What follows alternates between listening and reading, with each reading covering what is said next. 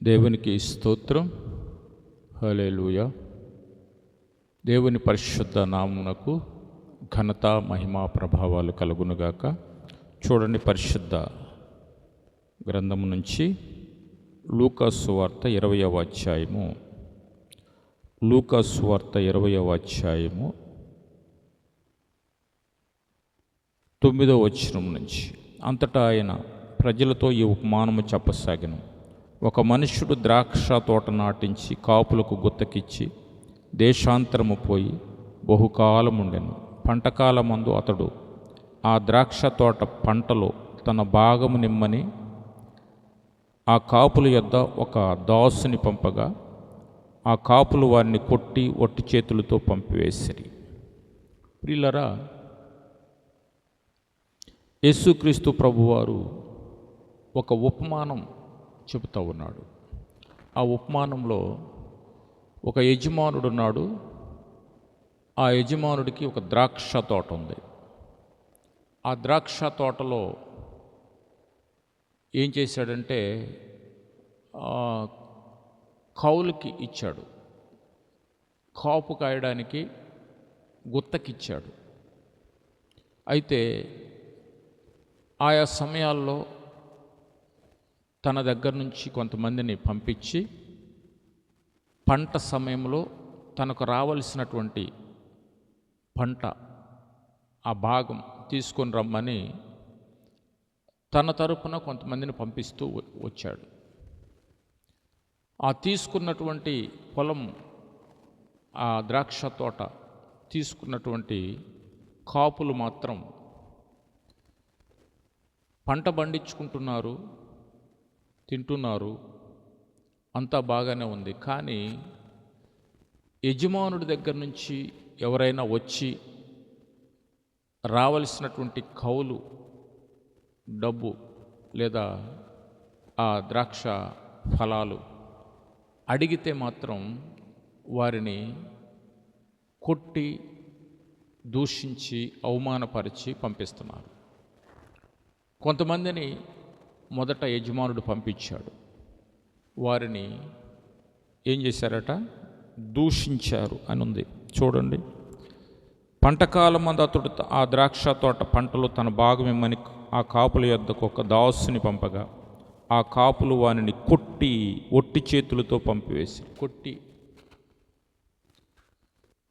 డబ్బు లేదేం లేదు, కౌలు లేదేం లేదు, మేము కష్టపడుతున్నాం, మాదే ఇది అని కొట్టి ఒట్టి చేతులతో పంపించేశారు. అయితే ఆ యజమానుడు ఇంకా కొంతమందిని పంపించాడట. మరలా అతడు మరి ఒక దాసుని పంపగా వారు వానిని కొట్టి అవమానపరిచి ఒట్టి చేతులతో పంపివేసిరి. మరలా ఒక దాసుని పంపించాడట. అతన్ని కూడా కొట్టి బాధ పెట్టి పంపించేశారు. అదేవిధంగా మరలా అతడు మూడవ వాణ్ణి పంపగా వారు వానిని గాయపరిచి వెలుపలికి త్రోసివేసిరి. ఇతనికి బాగా గాయాలు చేశారు. మూడవ వ్యక్తిని కూడా అలాగే చేశారు. అప్పుడు ద్రాక్ష తోట యజమానుడు, నేనేమి చేతును? నా ప్రియకుమారుని పంపుదును, ఒకవేళ వారు అతన్ని సన్మానించదరనుకొనెను. వరుసగా దాసులను పంపించి ఆ కౌలు తీసుకొని రండి అని, ఆ భాగం తీసుకొని రండి అని పంపిస్తూ ఉంటే వరుసగా కొడుతున్నారు, దూషిస్తున్నారు, కొంతమందిని చంపిన సందర్భాలు కూడా ఉన్నాయి. ఈ విధంగా జరుగుతుంటే యజమానుడు ఏం చేయాలో అర్థం కాక, ఇక నా సొంత కుమారుణ్ణి పంపిస్తాను, అతన్నైతే సన్మానిస్తారేమో, అతనికైతే రావాల్సినటువంటి పంట వాట ఇస్తారేమో అని ఆలోచన చేసి తన సొంత కుమారుణ్ణి, ఏకైక కుమారుణ్ణి పంపించాడు. పంపిస్తే ఈ కుమారుడు అక్కడికి వెళ్ళిన తర్వాత వారు చూచి అందరూ కూడబలుక్కొని మాట్లాడుకుంటున్నారు. ఏమనంటే, ఇతను వారసుడు, ఇతన్ని చంపేస్తే ఈ స్వాస్థ్యం ఈ ద్రాక్ష తోట మనదవుద్ది అని ఆ కుమారుణ్ణి పట్టుకొని కొట్టి చంపి ఆ ద్రాక్ష తోట వెలుపల పారవేశారట. ఇదంతా జరిగిన తర్వాత యజమానుడు ఏం చేయాలి అంటే, అతను వచ్చి ఈ కాపులను సంహరించి లేదా వారికి శిక్ష విధించి ఈ ద్రాక్ష తోటను వేరే వారికి గుత్తకియ్యాలి, కాపుకివ్వాలి అని ఈ ఉపమానం యేసుప్రభువు వారు చెప్తా ఉన్నారు. అలాగ కాకుండునుగాక అంటున్నారు అక్కడ ఉన్నవాళ్ళు. ఈ విధంగా జరుగుతూ ఉన్నటువంటి పరిస్థితుల్లో అట్లు కాకపోవునుగాక అనిరి. ఆయన వారిని చూచి, అలాగైతే ఇల్లు కట్టువారు నిషేధించిన రాయి మూలకు తలరాయి ఆయను అని వ్రాయబడిన మాట ఏమిటి? ఇక్కడ ఈ ఉపమానం ఎందుకు చెప్తున్నాడు ప్రభువారంటే, ఇంతకుముందు దేవుని ప్రజలైనటువంటి ద్రాక్ష తోట, ఇజ్రాయేలు జనాంగము ద్రాక్ష తోట, యోధా జనాంగం ద్రాక్ష తోట, ద్రాక్ష తోటతో పోల్చాడు దేవుని ప్రజలను, దేవుని స్వాస్థ్యాన్ని.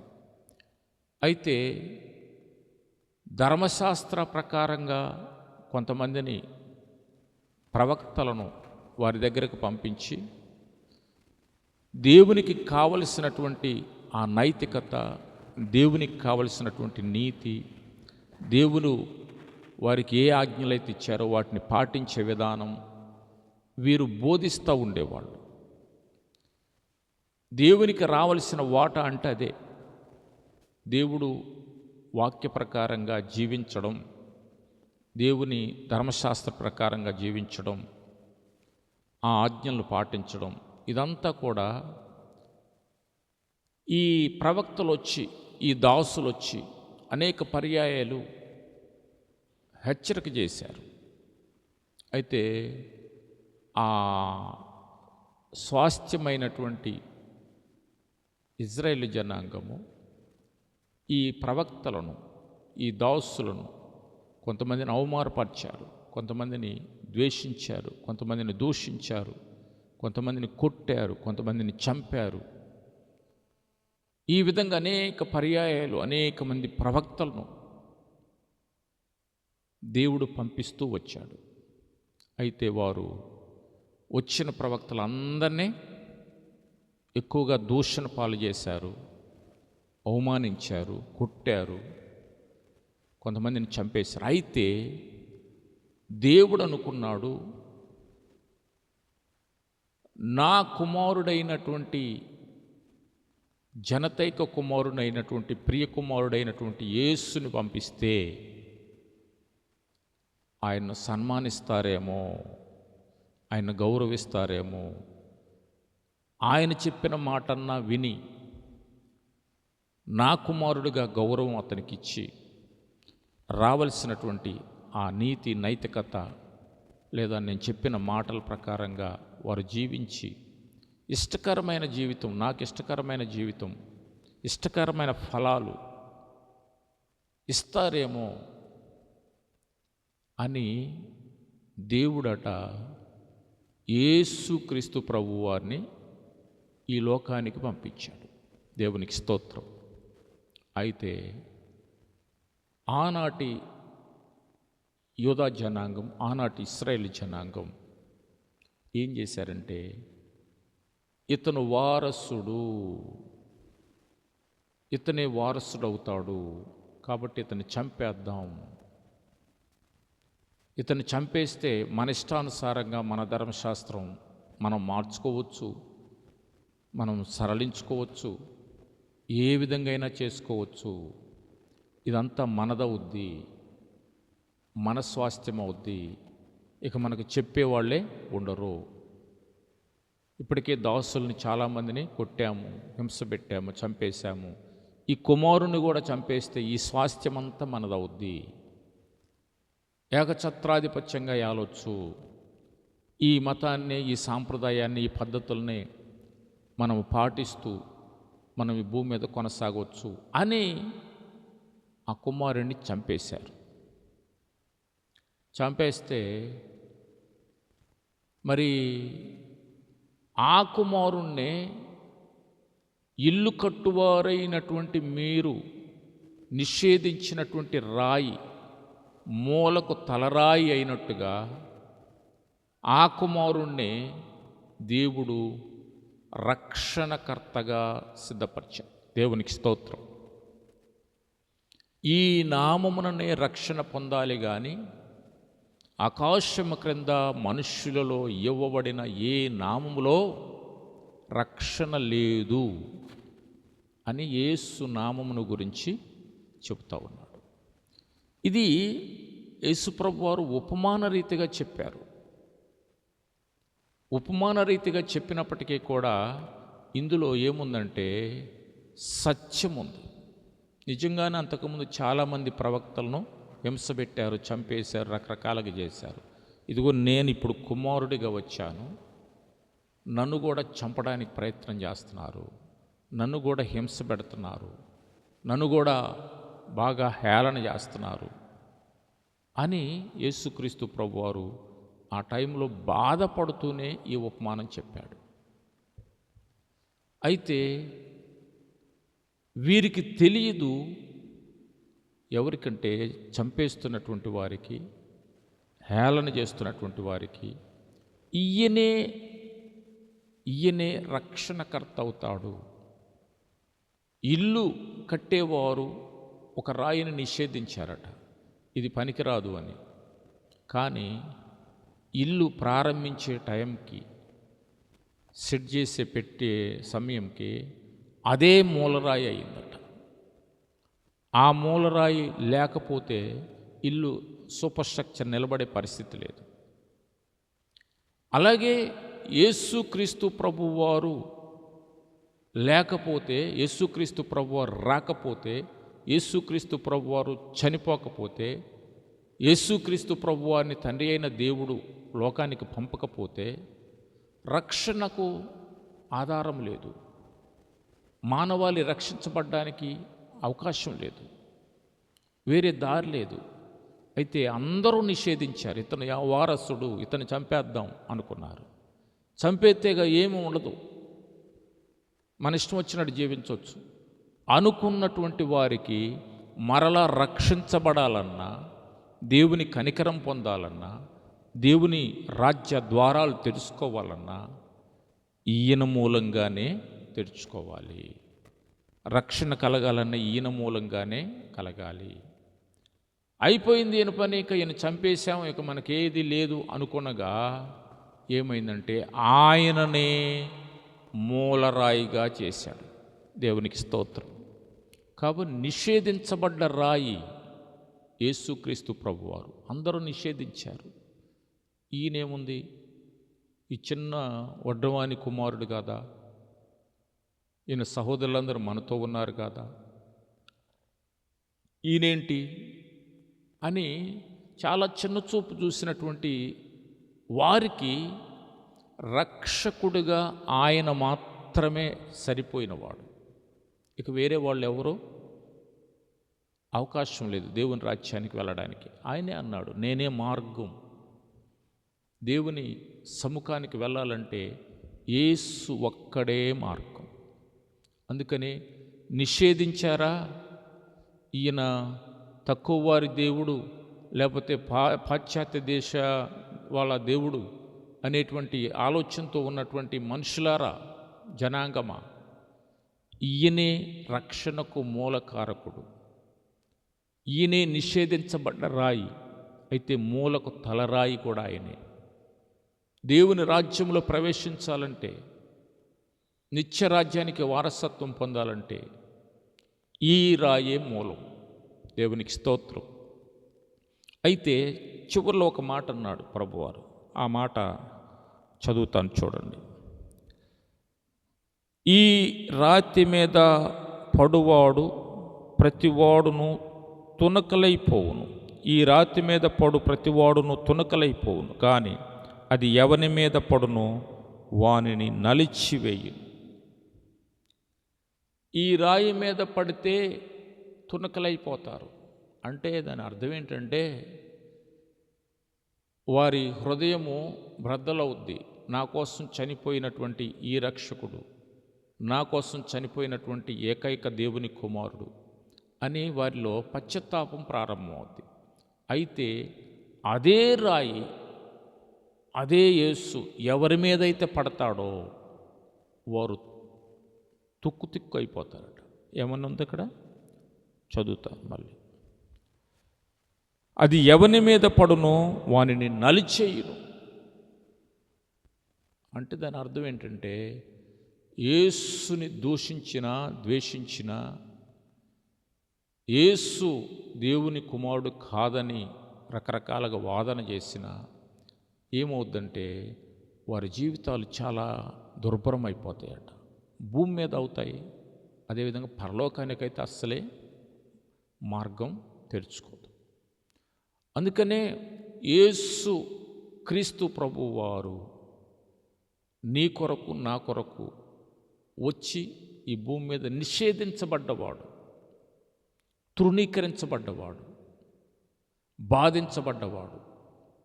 యెషయా గ్రంథం 53వ అధ్యాయంలో ఉంటుంది. మన అతిక్రమ క్రియలను బట్టి ఆయన బాధించబడ్డాడు, మన దోషార్థమైన శిక్ష ఆయన మీద పడింది. అంటే దేని కొరకు